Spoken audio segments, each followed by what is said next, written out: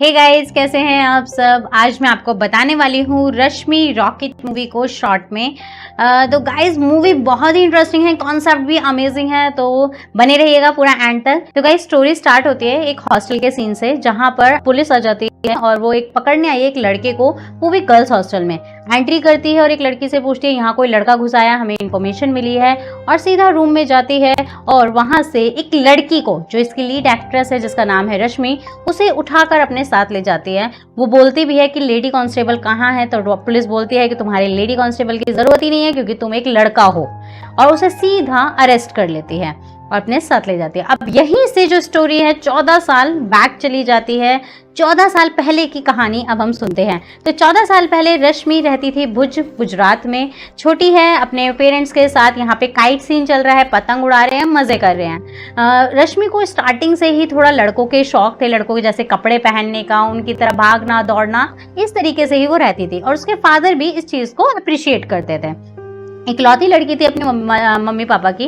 अब यहाँ kite scene चल रहा है, अचानक से पतंग कट जाती है उसकी मम्मी को और वो भागती है उसे लूटने के लिए, पकड़ने के लिए। लड़के उससे पहले भाग चुके होते हैं, बट फिर भी वो इतना स्पीड में भागती है कि वो पतंग पकड़ने में सक्सेस हो जाती है, और इसीलिए उसे पूरे गांव में सब रॉकेट कहते हैं, क्योंकि उसकी स्पीड जो कहते हैं नेचुरली बहुत ज़्यादा तेज है, बहुत तेज दौड़ती है।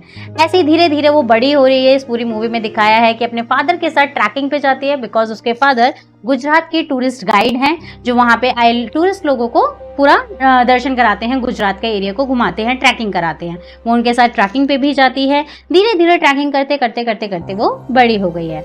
अब जब लोग देखते हैं पूरे गुजरात में उसे, सब कहते हैं ये छोरा है या छोरी, बिकॉज वो बुलेट बाइक चलाती है, लड़कों जैसे कपड़े पहनती है, जीन्स है, जैकेट्स, इस टाइप से वो हमेशा रहती है। उसके मदर फादर ने कभी उसे इन चीज़ों के लिए कभी नहीं टोका। अब आगे मूवी को हम बढ़ाते हैं, तो यहाँ पे अब एक सीन आया है जहाँ पे गुजरात के जो मेजर हैं, यानी आर्मी ऑफिसर हैं इजाज कुरैशी, वो रश्मि को बुलाते हैं और 3 ऑफिसर्स से मिलवाते हैं आर्मी के। कहते हैं ये तीनों ऑफिसर्स यहाँ पर ट्रैकिंग के लिए आए हैं रश्मि, तो तुम्हें इन्हें पूरा रूट घुमाना है। उसी में एक होते हैं गगन, जिससे आगे जाके रश्मि की फ्रेंडशिप है वो बहुत ज़्यादा बढ़ जाती है। अब ट्रैकिंग का रूट बताना है रश्मि को, तो रश्मि उन्हें ट्रैकिंग के रूट के लिए नेक्स्ट डे मॉर्निंग में ले जाती है, पूरा घुमाती है, थोड़ा बहुत चिट चैट भी होती है, बातें वगैरह होती हैं।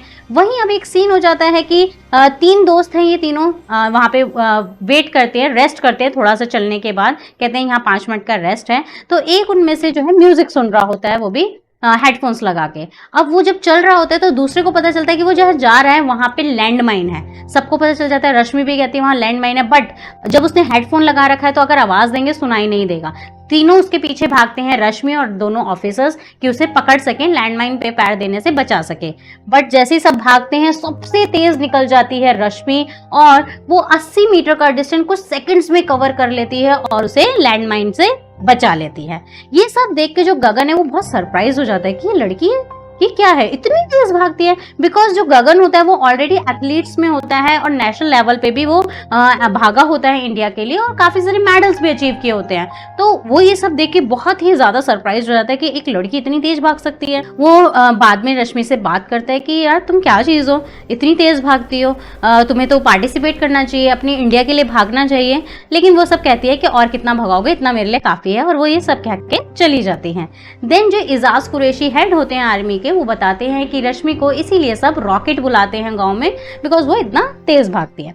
देन जो गगन है वो किसी तरीके से उसकी मदर को कन्विंस करता है, रश्मि की मदर को, कि जब उसके इतना नेचुरल टैलेंट है रश्मि के अंदर, तो उसे हमें प्रतियोगिता में पार्ट दिलवाना चाहिए, पार्टिसिपेट कराना चाहिए। देन उसकी मदर, जो रश्मि की मदर है, रश्मि को बोलती है कि इस बार तुझे भागना पड़ेगा, इस बार तेरा कोई भी बहाना नहीं चलेगा, नहीं तो घर से निकल जाए। ये उसकी मदर का स्टार्टिंग से होता है कि उसे कोई भी अगर सबक सिखाना है रश्मि को, तो सीधा कहते हैं घर से निकल जा। वो कहती है क्यों, क्या हुआ, क्योंकि उसकी मदर का एक खुद का सोशल वर्कर होती है, जो रश्मि की मदर है, औरतों को सिलाई कढ़ाई बुनाई ये सब सिखाती हैं। और साथ ही रश्मि की मदर का सपना है कि एक लड़कियों के लिए एक ऐसा स्कूल हो, फ्री स्कूल वो स्टार्ट करे, जहाँ पे डोनेशन से वो काम करेगी। तो सोशल वर्कर दिखाई गई है। रश्मि मम्मा से पूछती भी है कि क्या हुआ, इस बार बिजनेस में प्रॉफिट कम हुआ है जो मुझे भागना पड़ेगा। तो उसकी मदर कहती है मुझे कुछ नहीं सुनना, घर से निकल जा, अगर प्रतियोगिता में पार्ट नहीं ले सकती। देन रश्मि को समझ आ जाता है कि ये सब किसने किया होगा, उसकी मदर को किसने भड़काया है या किसने ये डाला है कि उसे भागना चाहिए या प्रतियोगिता में पार्ट लेना चाहिए। वो सीधे गगन के पास जाती है और गगन को बोलती है तुम्हें ऐसा बोलने की क्या जरूरत थी, उसके साथ थोड़ा बहसबाजी करती है। देन गगन बोलता है कि क्या रीजन है ऐसा कि जो तुम नहीं भागना चाहती हो। देन वो अपनी स्टोरी बताती है, कहती है 26 जनवरी 2001 की बात है जब गुजरात में भूकंप आया था।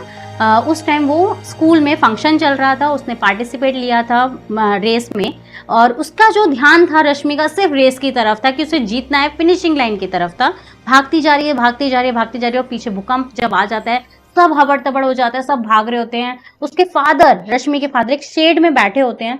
वो कहते हैं कि मेरा फिनिशिंग लाइन की तरफ इतना ज्यादा ध्यान था कि मैं जब पीछे बैक आई तब भी मैं इतना तेज नहीं आ पाई कि मैं अपने फादर को बचा पाती और वो मलबे में दब के मर जाते हैं। तो वो कहती है इसी वजह से अब मैं भागना नहीं चाहती, मैं एक मेडल की जीत के लिए और कुछ खोना नहीं चाहती, मैं अपने फादर को खो चुकी हूँ।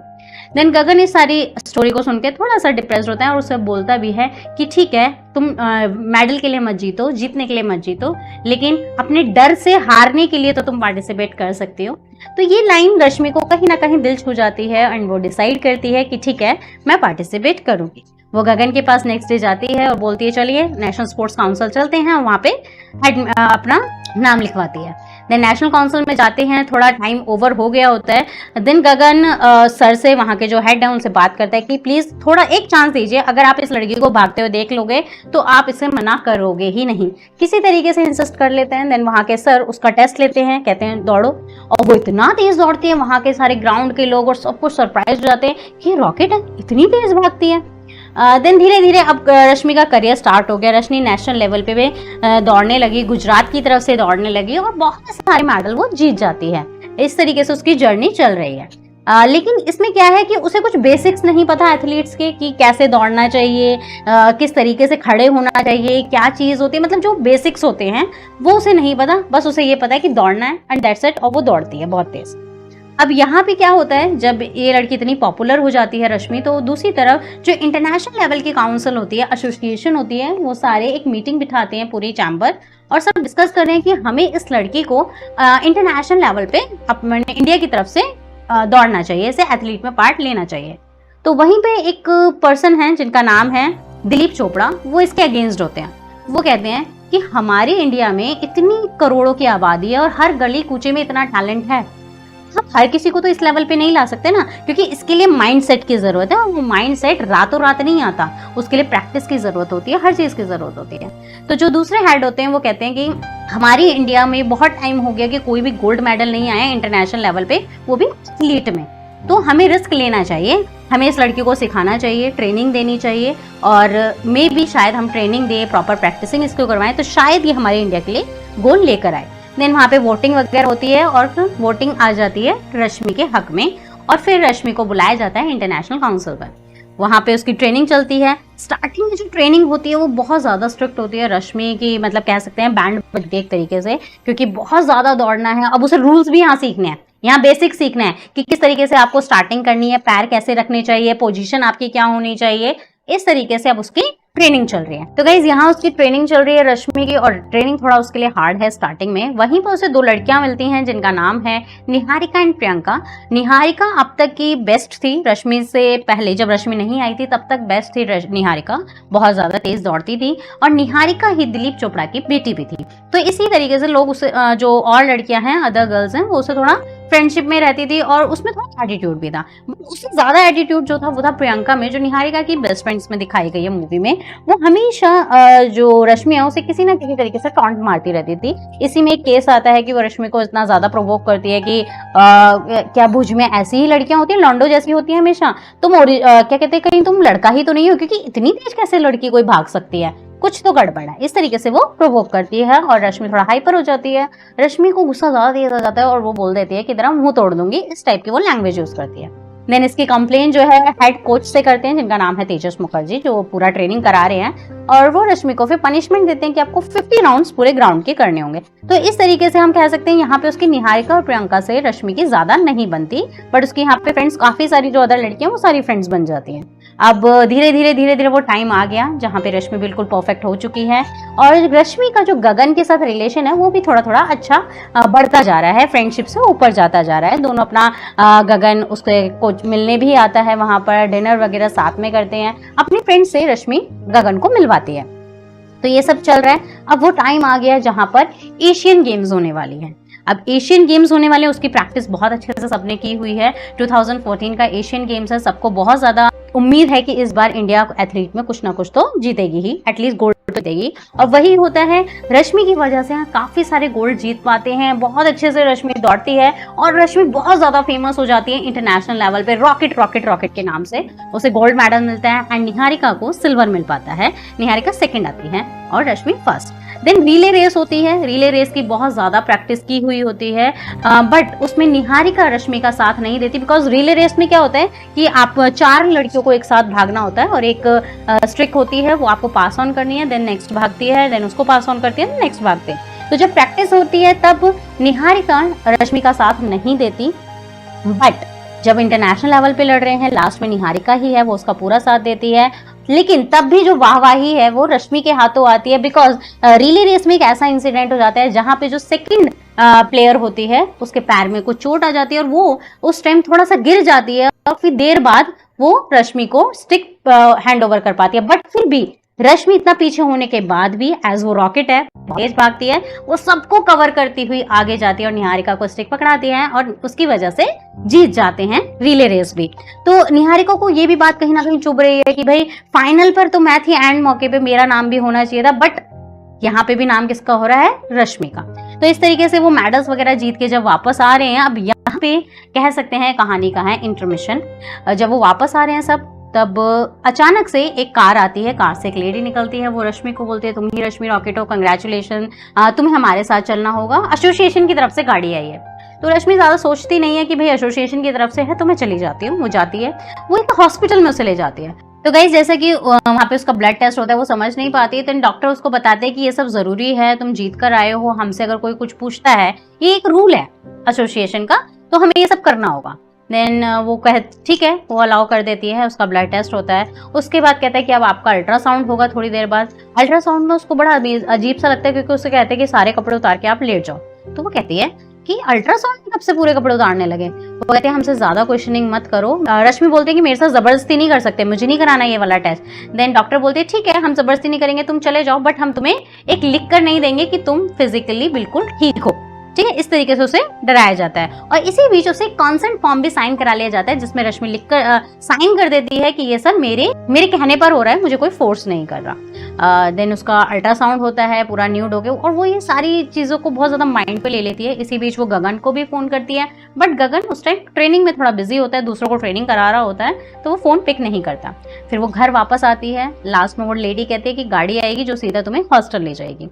वो आती है, वो थोड़ा डिप्रेस्ड होती है कि उसके साथ ऐसा क्यों हुआ, क्यों ऐसे टेस्ट किए गए, डिप्रेस्ड होती है, आ रही होती है। देन आती है तो लड़कियां उसका वेट कर रही होती है, जो उसकी फ्रेंड्स हैं। वो कहती है तुझे इतनी लेट कैसे हो गई, कहाँ चली गई थी, फोन भी नहीं मिल रहा था। वो कुछ बता ही नहीं पाती। उतने में जो प्रियंका होती है, जो निहारिका की बेस्टी होती है, वो एकदम बोल पड़ती है ये लड़का है, लड़का, ये लड़की नहीं है। मतलब एकदम से ऐसे बोलने लगती है कि इसने फेयर नहीं किया हमारे साथ, ये जीती है बट अनफेयर तरीके से, लड़का होकर लड़कियों की रेस में पार्ट लिया, इस तरीके से उसे प्रोवोक करती है। पर यहाँ रश्मि पहले से ही डिप्रेस्ड होती है, इतना ज्यादा उसे गुस्सा आ रहा था कि उसके साथ क्या क्या हुआ, और ये लड़की इस तरीके से उसे प्रोवोक करती है, तो वो हाथापाई पे उतर आती है और उसको एक लगा भी देती है, जिसकी वजह से उसके खून आ जाता है प्रियंका के। देन अचानक से अब वो सीन है कि पुलिस आई और सीधा रश्मि को पकड़ कर ले गई कि कोई लड़का घुस आया है। तो जो मैंने स्टार्टिंग में बताया था वो सीन यहाँ आ गया। अब रश्मि की जो फ्रेंड होती है वैदेही, वो गगन को सीधा कॉल करती है। गगन और वैदेही पुलिस स्टेशन जाते हैं एंड देन गगन बोलता है पुलिस ऑफिसर से कि तुम आपने कैसे एक लड़की को अरेस्ट किया, और वो भी बिना लेडी कांस्टेबल के। तो वो कहते हैं वो लड़का है। कहते हैं आप कैसे कह सकते हो वो लड़का है, और कहाँ से कॉल आया था? वो कहते हैं ऊपर से ऑर्डर थे। कहते कहाँ से ऊपर से ऑर्डर थे? ठीक है, तो वो बोलता है मुझे अरेस्ट वारंट दिखाओ, क्या है क्या नहीं है। एंड देन वो पुलिस वालों को थोड़ा उल्टा सीधा बोल के बोलता है अब भी रश्मि को निकालो। और रश्मि को उन्होंने कहाँ पे बंद किया होता है? जेंट्स लॉकअप में, जहाँ पे ऑलरेडी 2 आदमी वहां पर होते हैं। रश्मि बहुत ज्यादा स्ट्रेस्ड हो जाती है। देन गगन किसी तरीके से उसे छुड़ा कर ले आता है। वो गुजरात आ जाती है, अपने घर आ जाती है। बट मीडिया में अब हर जगह ये फैल चुका है, क्योंकि जो वो टेस्ट हुआ था उसका, वो एक जेंडर टेस्ट था, और उस जेंडर टेस्ट में निकल कर आता है कि रश्मि जो है लड़की नहीं बट लड़का है। तो यहाँ पे पूरी न्यूज़ फैल जाती है, वायरल हो जाती है हर जगह। उसके पूरे जो गुजरात है वहाँ पे मीडिया होती है, लोगों से पूछताछ करी होती है, तो लोग बोलते भी हैं हाँ हमें नहीं पता, स्टार्टिंग से लड़कों की तरह रहती थी, बाइक चलाती थी, हम तो यही सोचते थे। ठीक है, तो इस तरीके से जो उसने मेडल्स जीते हैं इंडिया के लिए वो भी उसे वापस करने पड़ जाते हैं। क्यों? क्योंकि यहाँ पे ये डिक्लेयर हो जाता है कि वो जेंडर टेस्ट में फेल है, वो एक लड़की नहीं लड़का है, उसने अपना एडवांटेज लिया है गर्ल्स रेस में पार्ट लेके। तो इस तरीके की पूरी न्यूज़ पूरी मीडिया में पूरे हर जगह फैल जाती है।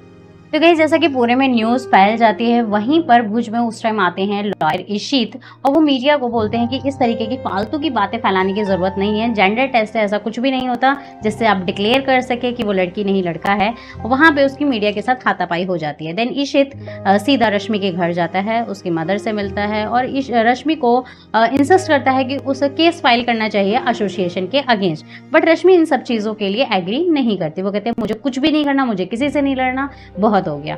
इशित रश्मि की मदर को कन्विंस करता है, कहते हैं आप इसे समझाइए, इससे बात कीजिए, क्योंकि इस तरीके से अगर होता रहा तो ये होता आया है। इशित इतना ज़्यादा इसीलिए रश्मि को इंसिस्ट करता है बिकॉज वो उन सारी लड़कियों के लिए लड़ना चाहता था जो पहले भी ये सब फेस कर चुकी हैं, और कुछ लड़कियां तो पहले सुसाइड भी कर चुकी हैं। वो रश्मि को भी इनके बारे में बताता है कि वनीता थी एक जिसने सुसाइड कर लिया, उसके साथ भी यही हुआ था।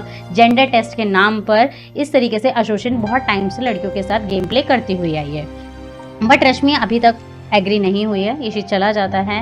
देन पूरा घर में मीटिंग होती है, उसकी मदर बोलती है रश्मि से कि क्या करना है। रश्मि कहती है मुझे कुछ भी नहीं करना।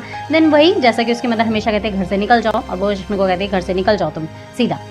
रश्मि कहती है मैं क्या करूँ, मैं अपने लिए थोड़ी किया था, मैं देश के लिए भागी, मैंने इतने मेडल जीते और उस देश ने मुझे ऐसे निकाल के बाहर फेंक दिया, अब मेरा सपोर्ट ही नहीं कर रही वो। तो वो बहुत ज़्यादा डिप्रेस्ड होती है और घर से निकल जाती है, और कुछ दिनों के लिए वो गगन के साथ लिव इन में रहती है। गगन के साथ रहती है, गगन भी उसे थोड़ा सा खुश करने की कोशिश करता है, बट वो डिप्रेस्ड रहती है हमेशा। देन गगन धीरे धीरे पूछता है कि क्या करना है, क्या इसी तरीके से लिव इन में रहना है या शादी वादी भी करनी है। बट रश्मि कहती है मुझे नहीं समझ आ रहा मुझे क्या करना चाहिए, मैं थोड़ा अंदर से बुझ चुकी हूँ। देन गगन कहता है टेक योर टाइम, तुम आराम से सोचो और देखो तुम्हें क्या करना है, वो उसको फोर्स नहीं करता। देन धीरे धीरे रश्मि एग्री हो जाती है, फिर रश्मि और गगन शादी कर लेते हैं। दोनों की शादी हो जाती है काफ़ी अच्छे से। देन एक दिन ऐसा आता है जहाँ गगन रश्मि को बताता है, न्यूज़ देख रहा होता है, जहाँ पे न्यूज़ में प्रेस कॉन्फ्रेंस में चल रहा होता है कि आने वाले कुछ गेम्स हैं इंटरनेशनल लेवल पे, जहाँ पे एथलीट्स की भी पूरी पार्टिसिपेशन होगा और कौन उसकी तरफ से, इंडिया की तरफ से कौन भागेगा। देन निहारिका का इंटरव्यू होता है। निहारिका बोलती है मैं ही यहाँ की कैप्टन हूँ और हम इस बार भी मेडल्स लेकर आएंगे। देन मीडिया में भी कुछ सवाल होते हैं कि क्या हम रश्मि वीरा के ना होते हुए, रश्मि वीरा को बैन कर दिया गया कि रश्मि के ना होते हुए क्या हम मेडल जीत पाएंगे। देन निहारिका कहती है कि हमारी टीम में और भी बहुत ही अच्छे प्लेयर्स हैं, बहुत ही अच्छे एथलीट्स हैं, तो हमें ऐसे कोई रश्मि वीरा की ज़रूरत नहीं है। देन रश्मि वो सारी न्यूज़ सुनकर थोड़ा सा ऐसा हो जाती है कि उसे कह सकते हैं गुस्सा आ जाता है कि उन्हें क्या लगता है कि अगर मैं बोल नहीं रही तो क्या मैं कमज़ोर हूँ। देन गगन इस चीज़ का फ़ायदा उठाकर उसको बोलता है कि तुम्हें लड़ना चाहिए, केस फाइल करना चाहिए। देन रश्मि कहती है क्या इसमें समझदारी है। देन उसको वो लैंडमाइन वाला केस याद दिलाता है कि लैंडमाइन से दूर भागने में समझदारी थी, बट फिर भी तुम उसके पास भागी और तुमने हमारे आर्मी ऑफिसर को बचाया। देन रश्मि को समझ आ जाता है और वो 4 महीने बाद जो उसके साथ इंसिडेंट होता है जेंडर टेस्ट का, उसके 4 महीने बाद बॉम्बे कोर्ट में केस फाइल करती है और उसकी खबर से सारे घर में भी खुशी हो जाती है। रश्मि की मदर भी खुश हो जाती है कि हाँ अब फाइनल उसने अच्छा किया है। अब यहाँ एसोसिएशन में शॉक्ड हो जाता है, एसोसिएशन वाले शॉक हो जाते हैं कि भाई 4 महीने बाद उसने केस कर दिया, हम क्या करेंगे। एसोसिएशन की तरफ से मंगेश देसाई जो लॉयर हैं वो केस लड़ते हैं और मंगेश देसाई के अंडर इशित पहले काम करता था। तो मंगेश देसाई बहुत अच्छे से जानता है कि इशित एक इनएक्सपीरियंस लॉयर है, केस तो जो है ट्रायल तक भी नहीं जाएगा, वो बहुत ओवर कॉन्फिडेंस होता है। देन आ जाता है वो दिन जहाँ पे पहली सुनवाई होती है, जहां से ये डिसाइड होगा कि आगे ये केस ट्रायल पर जाएगा या नहीं। जज हैं सविता देशपांडे। देन इशित अब जो प्रोसिक्यूशन पर हैं वो सवाल रखते हैं कि इस तरीके का जेंडर टेस्ट हुआ जो रश्मि के नॉलेज के अगेंस्ट था, रश्मि को नहीं पता था इस टेस्ट के बारे में। तो जो मंगेश देसाई है वो सीधा दिखा देते हैं कॉन्सेंट फॉर्म जिस पर रश्मि ने साइन किया होता है और बताते हैं कि ये सब एसोसिएशन ने अपनी मर्जी से नहीं किया, ये कुछ रूल्स होते हैं, इंटरनेशनल लेवल के रूल्स हैं और वो सारे उन्हें फॉलो करने होते हैं। देन सविता देशपांडे जो जज होती है वो कहते हैं कि कहाँ केस बना, सारा तो रूल बुक के अकॉर्डिंग हुआ है, रश्मि ने कॉन्सेंट फॉर्म पे साइन भी किया है, तो यहाँ केस कहाँ बनता है। देन इशित सविता देशपांडे को समझाता है ऑन कोर्ट के जज को ह्यूमन राइट वायलेशन भी हुआ है। मतलब हम ऐसा जेंडर टेस्ट अजीब सा जहाँ पे सिर्फ ब्लड टेस्ट नहीं, कपड़े उतार के पूरा नंगा करके अल्ट्रासाउंड किया जा रहा है बिना नॉलेज के, ठीक है, इस तरीके का टेस्ट, जहाँ पे एक नॉर्मल से एक फालतू का जेंडर टेस्ट जिसमें अगर टेस्टोस्टेरोन की मात्रा ज्यादा आ जाए एक लेडी में तो उसको बैन कर दिया जाता है। ये कैसा वो है जेंडर टेस्ट। तो इस तरीके से वो कन्विंस करा लेता है कि ये टेस्ट जो है काफी सारी लड़कियों से उनका करियर छीन लेता है, उनको एक ऐसे मुकाम पे ले आता है जहाँ पे वो पूरी बर्बाद हो जाती हैं और हमारे देश को एक बेस्ट एथलीट देने से मना कर रहा है। तो इस तरीके से वो कन्विंस कर लेता है। जो सविता देशपांडे वो चाहती है कि ये केस जो ट्रायल तक चले और मैं उसको सुनना चाहती हूँ। देन फर्स्ट जो कह सकते हैं पहली लड़ाई रश्मि जीत जाती है, केस ट्रायल तक जाता है। अब धीरे धीरे जब ट्रायल्स होते हैं तो एक ट्रायल, अभी स्टार्टिंग के ट्रायल जो है इशित नहीं जीत पाता, बिकॉज मेन चीज यहाँ पे ये आ गई कि रश्मि ने कॉन्सेंट फॉर्म साइन किया है और इंटरनेशनल लेवल पे जेंडर टेस्ट कंपलसरी है। वहाँ पे डॉक्टर्स को भी बुलाया जाता है जिन्होंने रश्मि का टेस्ट किया होता है, डॉक्टर मात्रे होती हैं। उनसे पूछा, इशित पूछता है कि क्या आपने पहले भी जेंडर टेस्ट किया है? तो वो बोलते नहीं, पहला टेस्ट था ये। तो कहते हैं आपको कैसे पता कैसे करना होता है? देन इशित डॉक्टर मात्रे बताते हैं कि जो मैनुअल था मैंने उसको फॉलो करके किया। तो इशित बोलता है कि मैनुअल में तो नहीं लिखा था कि आपको कपड़े उतार के उसका अल्ट्रासाउंड करना जरूरी है, एक ब्लड टेस्ट से ही पता चल जाता है कि टेस्टोस्टेरोन का क्या लेवल है और वही जेंडर टेस्ट होता है। देन वो डॉक्टर मात्रा से कहता है कि गलत था आपने जो किया है, बिकॉज आपको डाउट था कि क्या वो रश्मि जो है लड़की है या लड़का है। तो इस तरीके से आर्ग्यूमेंट्स चल रहा है, सब कुछ हो रहा है, बट अभी तक भी कोई रिजल्ट नहीं आता।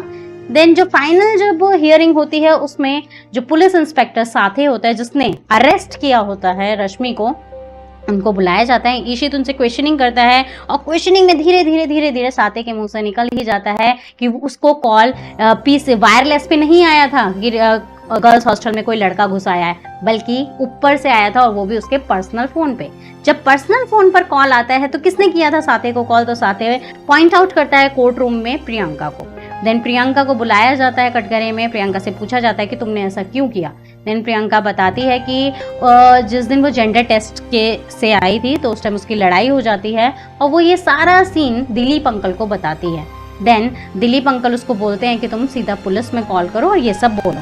तो इशित बताता है तो इसका मतलब प्रियंका तुम्हें पहले से पता था कि जेंडर टेस्ट का क्या रिजल्ट है? बिकॉज जिस दिन जेंडर टेस्ट करके आए हैं उसी दिन तो नहीं पता चल जाता कि वो लड़का है या लड़की है, उसके 2 दिन बाद रिजल्ट आता है। यानी ये सब तुम्हें पहले से पता था। और ये किसने बताया था? दिलीप चोपड़ा ने। तो यहाँ पे जो है दिलीप चोपड़ा फंस जाता है और एसोसिएशन दिलीप चोपड़ा को बैन कर देती है। और यहीं से पता चलता है कि जो अरेस्ट हुआ था रश्मि का वो इलीगल था। अब बात आती है जेंडर टेस्ट की कि क्या ये जेंडर टेस्ट सही है, रश्मि का बैन हटेगा या नहीं। तो उसके लिए इशित जो है डॉक्टर बसीन को बुलाते हैं जो कि एक बहुत ही अच्छे लेवल पे हैं और जो जेंडर टेस्ट के हमेशा से खिलाफ रही हैं और हमेशा मीडिया में छाई रहती हैं। देन वो समझाती हैं कोर्ट को कि एक टेस्टोस्टेरोन लेवल नहीं, ये नहीं कह सकता कि उससे एक एक्स्ट्रा एडवांटेज मिल रहा है लड़की को भागने में या एथलीट को किसी तरीके से इम्पैक्ट कर रहा है फीमेल एथलीट को, बल्कि वो ये बताती है कि टेस्टोस्टेरोन लेवल अगर ज्यादा होता है तो उससे ये लड़की को और ज्यादा दिक्कत आती है कि उसके बॉडी पे हेयर ज्यादा हो जाते हैं और उसके इरेगुलर पीरियड्स होते हैं, तो उसको बल्कि दिक्कतें आती हैं, उसको कोई एडवांटेज नहीं मिलता। और वो एक अपनी रिपोर्ट जो है सबमिट करती है और उससे बताती है कि ये टेस्टोस्टेरोन लेवल और ये जेंडर टेस्ट बिल्कुल गलत है, इसको हमें बैन करना चाहिए। इंटरनेशनल लेवल पे नहीं होता तो क्या हुआ, हमें अपनी तरफ से बैन करना चाहिए। और काफी जो कंट्रीज हैं उन्होंने ये जो शिकायत है इंटरनेशनल लेवल पे कर चुके हैं। देन उसके बाद तेजस मुखर्जी को बुलाया जाता है कोर्ट में, जो कि मंगेश देसाई बुलाते हैं और मंगेश देसाई तेजस मुखर्जी से पूछते हैं कि क्या जेंडर टेस्ट ज़रूरी है। देन तेजस मुखर्जी बताते हैं कि ये बहुत ज़रूरी है बिकॉज एक जो एवरेज लड़की होती है उसकी बॉडी में 3.3 नैनोमोल्स पर लीटर टेस्टोस्टेरोन होता है और अगर एवरेज मेल की बात करें तो उसकी बॉडी में 10 नैनोमोल्स होता है। बट अगर 10 नैनोमोल से ज़्यादा हो, जो कि रश्मि के केस में था 10 से ज़्यादा था, 11 पॉइंट समथिंग था, तो उसे फटाफट बैन कर दिया जाता है क्योंकि हम ये मानते हैं कि वो रेगुलर लड़कियों से थोड़ा अलग है और अगर वो रेगुलर लड़कियों के साथ भागती है तो ये फील्ड प्लेइंग नहीं है, ये फेयर डीलिंग नहीं है, ठीक है, ये अनफेयर हो जाता है। देन अब इस पे इशित क्या बोले, क्योंकि इशित को समझ नहीं आता, बट फिर भी इशित आता है और बोलता है कि सर, तेजस मुखर्जी से बात करता है, बोलता है कि आपने माइकल फेल्प्स के बारे में सुना है? वो बोलते हैं हाँ सुना है, वो तो बहुत फास्टेस्ट स्विमर है, इतने बहुत सारे ओलंपिक गोल्ड मेडल जीते हैं उन्होंने, 18 अराउंड कुछ बताता है उसके बारे में।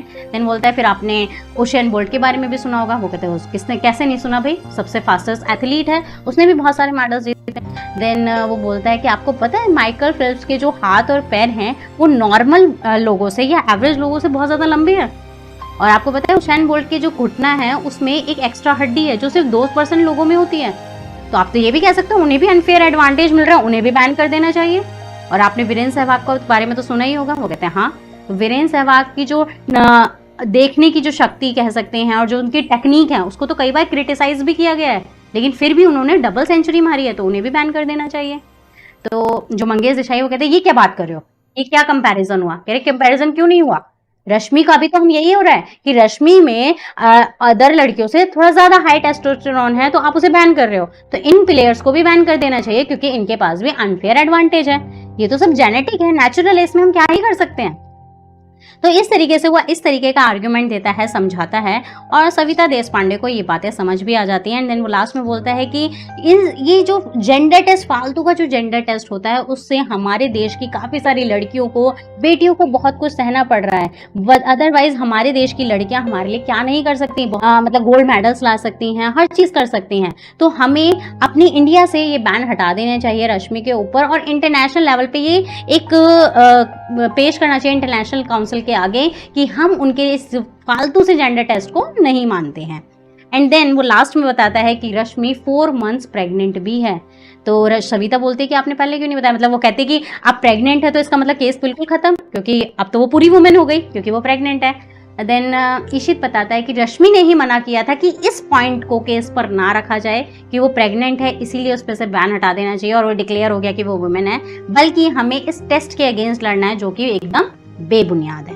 और एट लास्ट कोर्ट जो है नेशनल लेवल रश्मि के ऊपर से बैन हटा देता है, बट सविता देशपांडे बोलती है कि इंटरनेशनल लेवल पे हम कुछ भी नहीं कर सकते, बट नेशनल लेवल पे रश्मि जो है भाग सकती हैं और अपने इंडिया में गोल्ड जीत सकती हैं। तो इस तरीके से एट लास्ट मूवी का काफी अच्छा एंडिंग होता है। रश्मि जीत जाती है, दिलीप चोपड़ा को बैन कर दिया जाता है और रश्मि प्रेग्नेंट होते हुए भी इंडिया के लिए भागती है। तो गाइस जैसे कि इस मूवी की जो कॉन्सेप्ट है वो बहुत अलग है, बहुत सारे लोग हैं, इवन हम लोगों को भी नहीं पता था कि ये जेंडर टेस्ट क्या होता है। तो ऐसी यूनिक मूवीज जो हैं बहुत ही इंटरेस्टिंग रहती हैं। आई होप आपको स्टोरी भी समझ आई होगी। इसे लाइक जरूर करें, और इसी तरीके के अगर आप कॉन्सेप्ट सुनना चाहते हैं तो हमें कॉमेंट में जरूर बताइए कि आप कौन सी नेक्स्ट मूवी को शॉर्ट स्टोरी में सुनना पसंद करेंगे। Thank you so much.